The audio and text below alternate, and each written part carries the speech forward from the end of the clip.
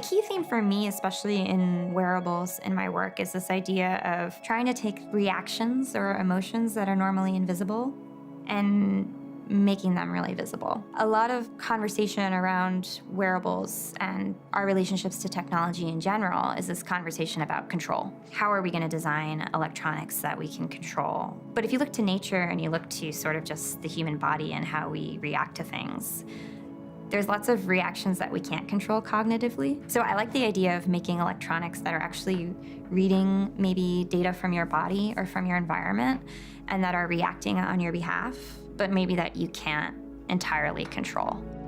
I have a background in sculpture and fabrication, so I'm really interested in how things come together. A simple way to describe what I do is wearable slapstick. Humor is a really big part of my work, and I'm really interested in using wearable electronics to kind of create illusions or unexpected moments. But I'm really interested in interacting with physical space and seeing what you can do to actually augment the functionality of your body.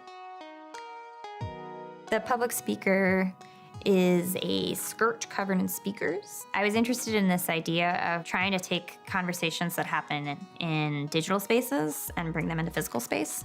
I had it reading out tweets. So it had a little monogrammed hashtag at it, and you could tweet at it, and then it would read out the tweets. I basically was trying to think of like an interface, trying to make a piece of hardware that would facilitate communication in public space.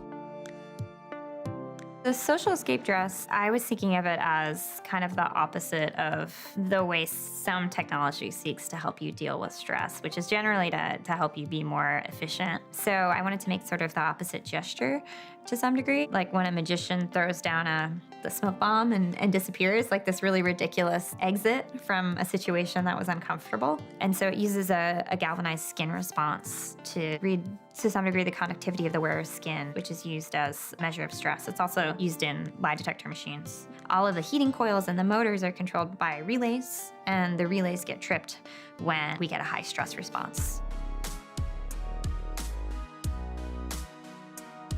I'm the director of Open Source Gallery. We invited Kat to a workshop with teenagers. I think the interesting thing about her work is really that it is accessible to all ages. A kid is gonna go there and be extremely amazed, can make it happen, can philosophize about it. But also, adults, I think, see it as an art piece in itself. And the other thing that I love is how she uses the humor in her work and how she really creates a different approach to what technology can mean also for the future. How do wearables reflect society?